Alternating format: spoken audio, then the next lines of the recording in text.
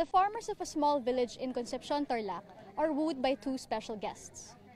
The tandem of Rodrigo Duterte and Alan Peter Cayetano listen to concerns and questions of Tarlaqueño farmers and workers. Far from big auditoriums and conference halls, the powwow is informal and free-flowing. Cayetano facilitates the discussion and introduces the tandem. Duterte explains the meat of their platform. Ngayon, itong tubig, hindi lang kayo dito hanggang Mindanao. At noon pa nagagalit na ako sa gobyerno kasi bakit magbabayad ang Pilipino sa tubig niya.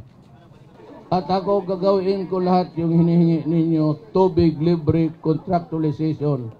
Alam mo, kalukuhan yan eh. And generates the laughs. The farmers like what they hear. Sabi niyang, libre na ang tubig, libre ang pataba, libre pasidling. Kung nagawa niya sa Davao, bakit di niya magagawa ko sa buong Pilipinas? Earlier, Duterte speaks in front of supporters in Tarlac City.